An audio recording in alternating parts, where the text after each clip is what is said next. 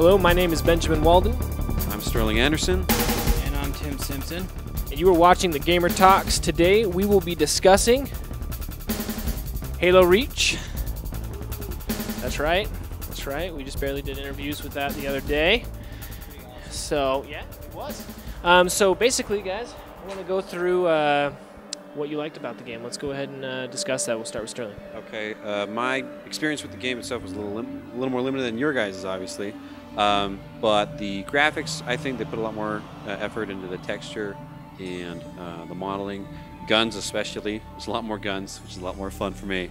So that's my favorite part of the game. Yeah, I definitely have to agree with that, and I think Tim does as well as far as the guns. And we got to see a ton more rifles, and then, you know, as you were saying, I definitely agree with it. They awarded the accuracy.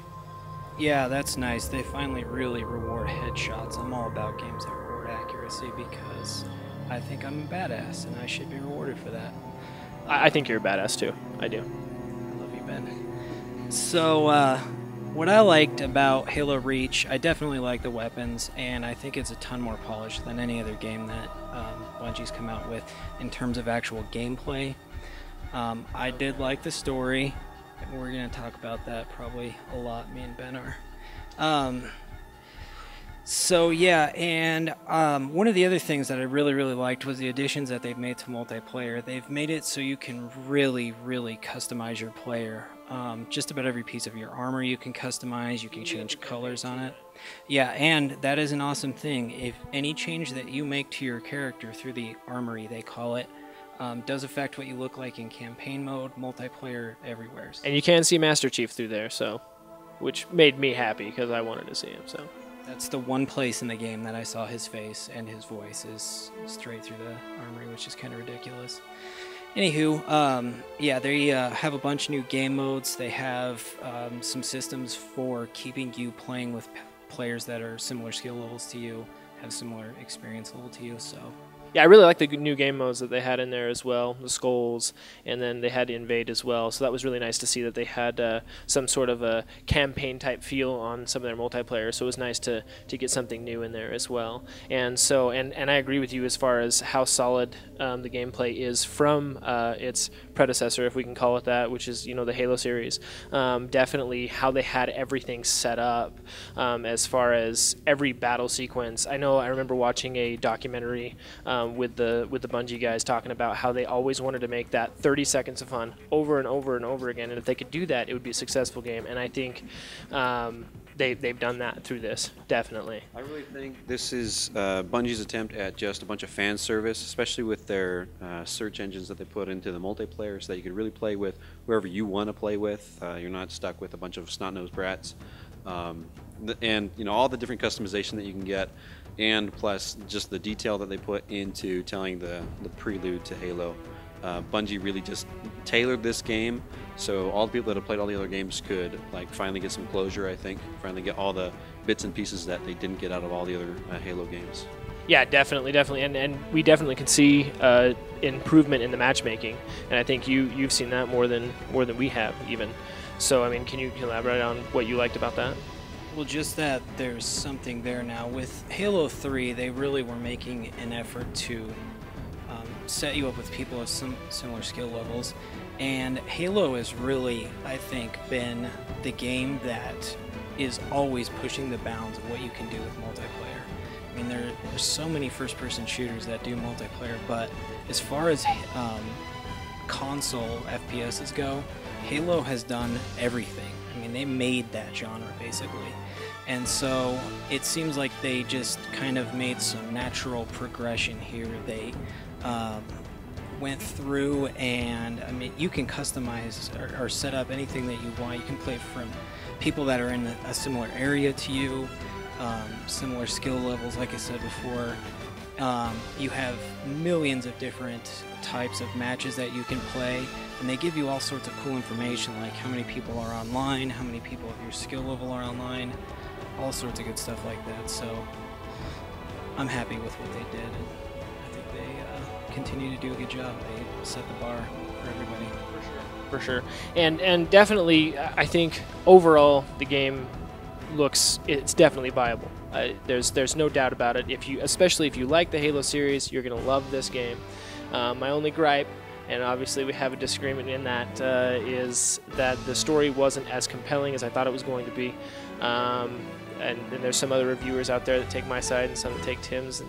But I think that if you go in this game, and I think Tim agrees with this as well, if you go into the game expecting a Master Chief type feel, you're going to be let down, and I think that's definitely one of my issues when I was playing the game, because I did play back through it and some levels on Legendary, and I had a definitely more enjoyable experience once I went in with the Noble Team type feel, and I don't think you can really get that until you replay it.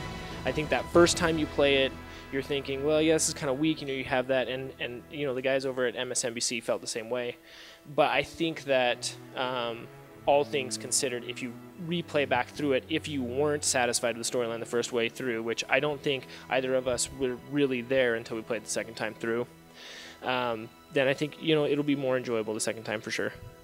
I agree with that. I definitely liked it more the second time. One thing I will say is, I guess I did, with all the PR that they started out with right from the get-go, I was very curious about who Noble Team was, and I expected this whole group mentality, so that's kind of what I was expecting when I went into it, and therefore I think it kind of met that expectation. The one thing that I will say, though, is Halo is kind of like the definitive piece of science fiction media for our whole generation, like maybe like Star Wars or something was back in the 70s, and in that regard, they have so much story that they can pull from. It's such a huge universe now with all different types of media that I think that they did have kind of a rough spot that they put themselves into, because this comes essentially before everything. I mean, the only thing story-wise that this doesn't come before is the Halo Wars game. And that's a RTS, so a completely different type of game. So I think for them trying to add something new to the story was a really, really hard thing to do. And I don't want to give anything away if you haven't played the game yet, but they do, in the end, tell us something new. And it does kind of suck that doesn't come till all the way at the end, but I did really enjoy the story, and I really felt like I cared about Noble Team. I know we disagree a bit on that, and there are definitely people online that feel the same way you do, but that's just how I feel. Exactly. So, anyway, and you had played the story. I think you were about halfway through the game at this point in time. What would you say you felt about it? The story was presented really well. Again, I go back to the graphics, just the way that they did motion capturing in this game, as opposed to in other games they just animated it themselves. That added a little bit more realism to it, as well as just the little bits showing the Noble Team's faces, giving them all voices. Now you have something better to tie to the name than just the green suit and gold faceplate.